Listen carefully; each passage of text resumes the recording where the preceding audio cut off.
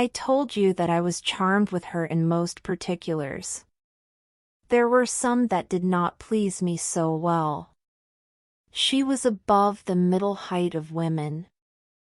I shall begin by describing her. She was slender and wonderfully graceful. Except that her movements were languid, very languid indeed, there was nothing in her appearance to indicate an invalid. Her complexion was rich and brilliant, her features were small and beautifully formed, her eyes large, dark, and lustrous, her hair was quite wonderful. I never saw hair so magnificently thick and long when it was down about her shoulders. I have often placed my hands under it, and laughed with wonder at its weight. It was exquisitely fine and soft, and in color a rich, very dark brown, with something of gold. I loved to let it down, tumbling with its own weight, as, in her room, she lay back in her chair talking in her sweet low voice. I used to fold and braid it, and spread it out and play with it. Heavens! If I had but known all! I said there were particulars which did not please me. I have told you that her confidence won me the first night I saw her, but I found that she exercised with respect to herself, her mother, her history, everything in fact connected with her life, plans, and people an ever-wakeful reserve. I dare say I was unreasonable, perhaps I was wrong, I dare say I ought to have respected the solemn injunction laid upon my father by the stately lady in black velvet. But curiosity is a restless and unscrupulous passion, and no one girl can endure, with patience, that hers should be baffled by another. What harm could it do anyone to tell me what I so ardently desired to know? Had she no trust in my good sense or honor? Why would she not believe me when I assured her, so solemnly, that I would not divulge one syllable of what she told me to any mortal breathing? There was a coldness, it seemed to me, beyond her years, in her smiling melancholy persistent refusal to afford me the least ray of light. I cannot say we quarreled upon this point, for she would not quarrel upon any. It was, of course, very unfair of me to press her, very ill-bred, but I really could not help it, and I might just as well have let it alone. What she did tell me amounted, in my unconscionable estimation, to nothing. It was all summed up in 3 very vague disclosures. First, her name was Carmilla. Second, her family was very ancient and noble. Third, her home lay in the direction of the west. She would not tell me the name of her family, nor their armorial bearings, nor the name of the estate, nor even that of the country they lived in. You are not to suppose that I worried her incessantly on these subjects. I watched opportunity, and rather insinuated than urged my inquiries.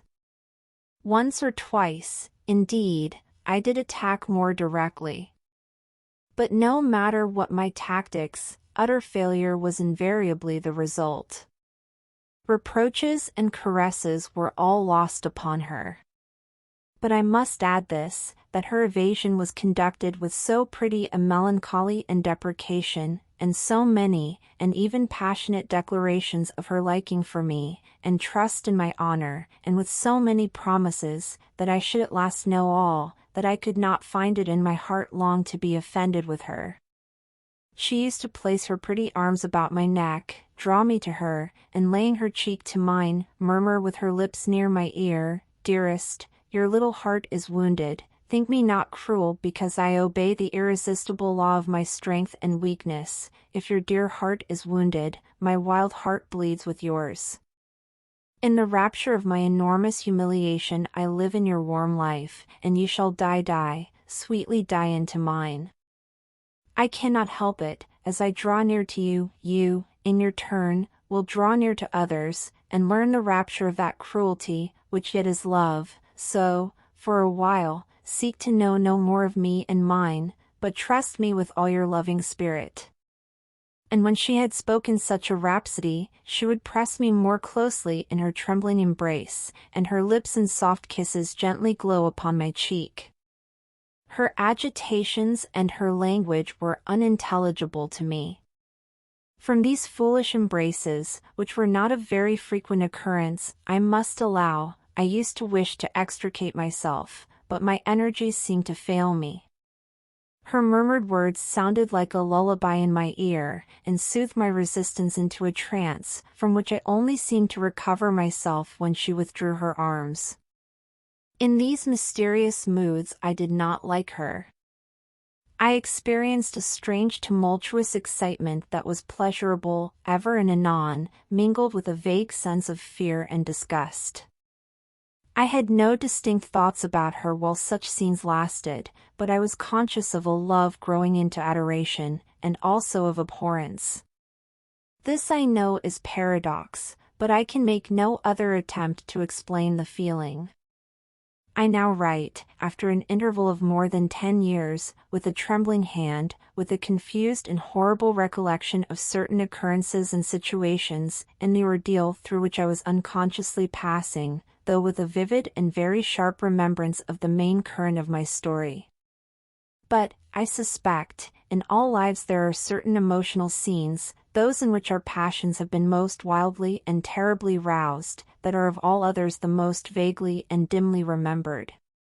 Sometimes after an hour of apathy, my strange and beautiful companion would take my hand and hold it with a fond pressure, renewed again and again, blushing softly, gazing in my face with languid and burning eyes, and breathing so fast that her dress rose and fell with the tumultuous respiration. It was like the ardor of a lover, it embarrassed me, it was hateful and yet overpowering, and with gloating eyes she drew me to her. And her hot lips traveled along my cheek in kisses, and she would whisper, almost in sobs, "You are mine, you shall be mine, and you and I are one forever." Then she has thrown herself back in her chair, with her small hands over her eyes, leaving me trembling. "Are we related?" I used to ask. "What can you mean by all this? I remind you perhaps of someone whom you love, but you must not, I hate it, I don't know you, I don't know myself when you look so and talk so." She used to sigh at my vehemence, then turn away and drop my hand. Respecting these very extraordinary manifestations I strove in vain to form any satisfactory theory, could not refer them to affectation or trick. It was unmistakably the momentary breaking out of suppressed instinct and emotion. Was she, notwithstanding her mother's volunteered denial, subject to brief visitations of insanity, or was there here a disguise and a romance? I had read in old story books of such things. What if a boyish lover had found his way into the house, and sought to make advances in masquerade, with the assistance of a clever old adventuress? But here were many things against this hypothesis, highly interesting as it was to my vanity. I could boast of no little attentions such as masculine gallantry delights to offer. Between these passionate moments there were long intervals of commonplace, of gaiety, of brooding melancholy, during which, except that I detected her eyes so full of melancholy fire, following me, at times I might have been as nothing to her. Except in these brief periods of mysterious excitement her ways were girlish, and there was always a languor about her, quite incompatible with a masculine system in a state of health. In some respects her habits were odd. Perhaps not so singular in the opinion of a town lady like you, as they appeared to us rustic people. She used to come down very late, generally not till 1 o'clock, she would then take a cup of chocolate, but eat nothing. We then went out for a walk, which was a mere saunter, and she seemed, almost immediately, exhausted, and either returned to the schloss or sat on one of the benches that were placed, here and there, among the trees. This was a bodily languor in which her mind did not sympathize. She was always an animated talker, and very intelligent. She sometimes alluded for a moment to her own home, or mentioned an adventure or situation, or an early recollection, which indicated a people of strange manners, and described customs of which we knew nothing. I gathered from these chance hints that her native country was much more remote than I had at first fancied. As we sat thus one afternoon under the trees, a funeral passed us by. It was that of a pretty young girl, whom I had often seen, the daughter of one of the rangers of the forest. The poor man was walking behind the coffin of his darling, she was his only child, and he looked quite heartbroken. Peasants walking two and two came behind, they were singing a funeral hymn. I rose to mark my respect as they passed, and joined in the hymn they were very sweetly singing. My companion shook me a little roughly, and I turned surprised. She said brusquely, "Don't you perceive how discordant that is?" "I think it is very sweet, on the contrary," I answered, vexed at the interruption, and very uncomfortable, lest the people who composed the little procession should observe and resent what was passing. I resumed, therefore, instantly, and was again interrupted. "You pierce my ears," said Carmilla, almost angrily, and stopping her ears with her tiny fingers. "Besides, how can you tell that your religion and mine are the same? Your forms wound me, and I hate funerals." "What a fuss!" "Why, you must die, everyone must die, and all are happier when they do. Come home. My father has gone on with the clergyman to the churchyard. I thought you knew she was to be buried today." "She? I don't trouble my head about peasants." "I don't know who she is," answered Carmilla, with a flash from her fine eyes.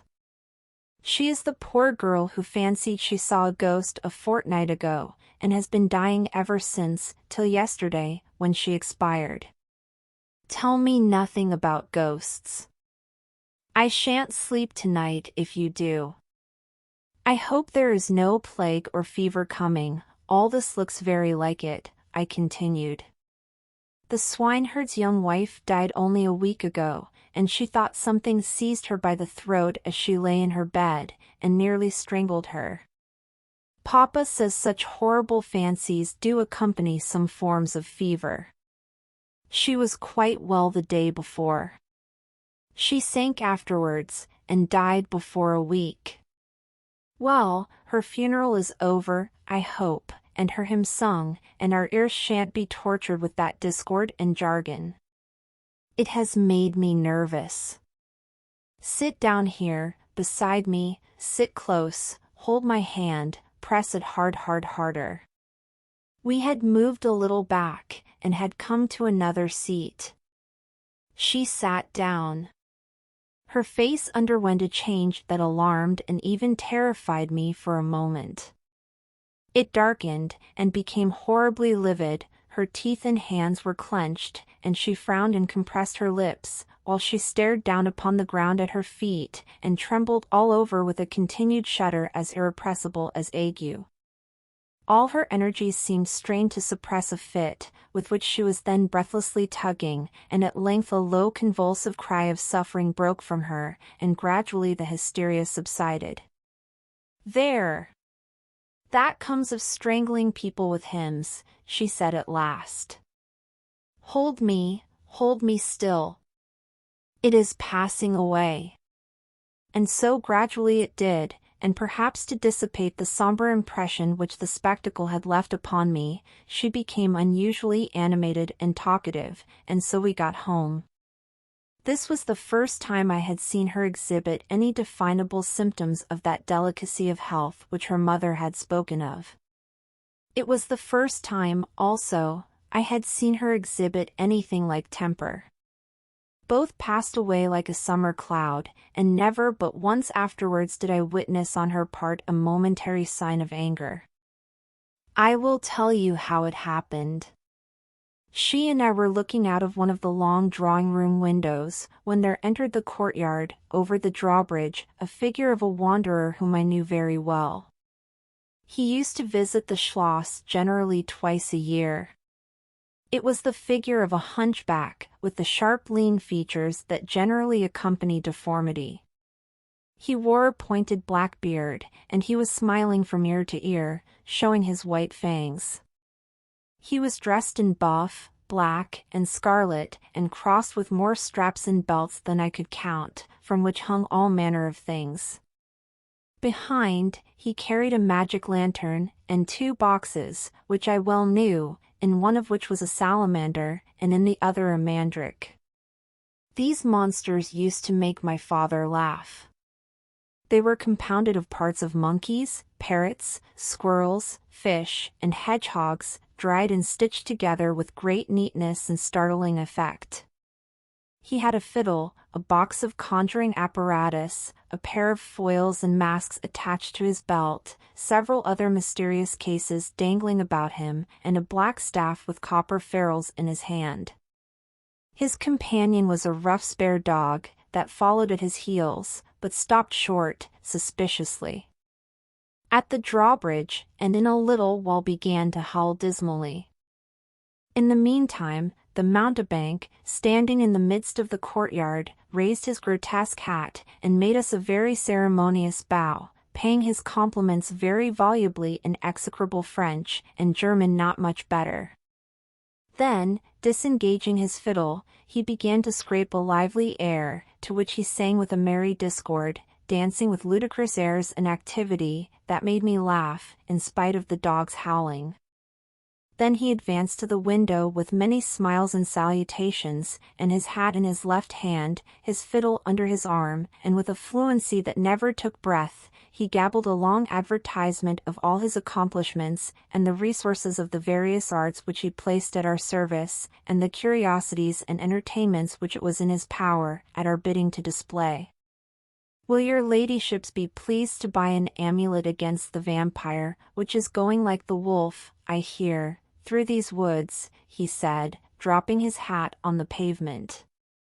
"They are dying of it right and left, and here is a charm that never fails, only pinned to the pillow, and you may laugh in his face." These charms consisted of oblong slips of vellum, with cabalistic ciphers and diagrams upon them. Carmilla instantly purchased one, and so did I. He was looking up, and we were smiling down upon him, amused, at least, I can answer for myself. His piercing black eye, as he looked up in our faces, seemed to detect something that fixed for a moment his curiosity. In an instant he unrolled a leather case, full of all manner of odd little steel instruments. "See here, my lady," he said, displaying it, and addressing me, "I profess, among other things less useful, the art of dentistry." "Plague take the dog," he interpolated. "Silence, beast. He howls so that your ladyships can scarcely hear a word. Your noble friend, the young lady at your right, has the sharpest tooth, long, thin, pointed, like an awl, like a needle, ha, ha. With my sharp and long sight, as I look up, I have seen it distinctly. Now if it happens to hurt the young lady, and I think it must, here am I, here are my file, my punch, my nippers, I will make it round and blunt, if her ladyship pleases, no longer the tooth of a fish, but of a beautiful young lady as she is." Hey! Is the young lady displeased? Have I been too bold? Have I offended her? The young lady, indeed, looked very angry as she drew back from the window. "How dares that mountebank insult us so? Where is your father? I shall demand redress from him." My father would have had the wretch tied up to the pump, and flogged with a cart whip, and burnt to the bones with the castle brand. She retired from the window a step or two, and sat down, and hardly lost sight of the offender, when her wrath subsided as suddenly as it had risen, and she gradually recovered her usual tone, and seemed to forget the little hunchback and his follies. My father was out of spirits that evening. On coming in he told us that there had been another case similar to the 2 fatal ones which had lately occurred.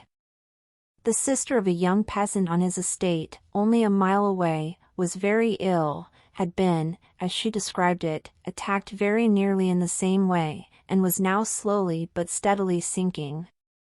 All this, said my father, is strictly referable to natural causes. These poor people infect one another with their superstitions, and so repeat in imagination the images of terror that have infested their neighbors. But that very circumstance frightens one horribly, said Carmilla. How so? Inquired my father. I am so afraid of fancying I see such things. I think it would be as bad as reality. We are in God's hands, nothing can happen without His permission, and all will end well for those who love Him. He is our faithful Creator, He had made us all, and will take care of us. Creator! Nature, said the young lady in answer to my gentle father. And this disease that invades the country is natural. Nature. All things proceed from nature, don't they? All things in the heaven, in the earth, and under the earth, act and live as nature ordains? I think so. The doctor said he would come here today, said my father, after a silence. I want to know what he thinks about it, and what he thinks we had better do. Doctors never did me any good, said Carmilla. Then you have been ill? I asked. More ill than ever you were, she answered. Long ago? Yes, a long time. I suffered from this very illness, but I forget all but my pain and weakness, and they were not so bad as are suffered in other diseases. You were very young then? I dare say, let us talk no more of it. You would not wound a friend? She looked languidly in my eyes, and passed her arm round my waist lovingly, and led me out of the room. My father was busy over some papers near the window. Why does your papa like to frighten us? Said the pretty girl, with a sigh and a little shudder. He doesn't, dear Carmilla, it is the very furthest thing from his mind. Are you afraid, dearest? I should be very much if I fancied there was any real danger of my being attacked as those poor people were. You are afraid to die? Yes, every one is. But to die as lovers may to die together, so that they may live together. Girls are caterpillars while they live in the world, to be finally butterflies when the summer comes, but in the meantime there are grubs and larvae, don't you see, each with their peculiar propensities, necessities and structure. So says Monsieur Buffon, in his big book, in the next room. Later in the day the doctor came, and was closeted with Papa for some time. He was a skilful man, of 60 and upwards, he wore powder, and shaved his pale face as smooth as a pumpkin. He and Papa emerged from the room together, and I heard Papa laugh, and say as they came out, Well, I do wonder at a wise man like you. What do you say to hippogriffs and dragons? The doctor was smiling, and made answer, shaking his head. Nevertheless, life and death are mysterious states, and we know little of the resources of either. And so they walked on, and I heard no more. I did not then know what the doctor had been suggesting, but I think I guess it now.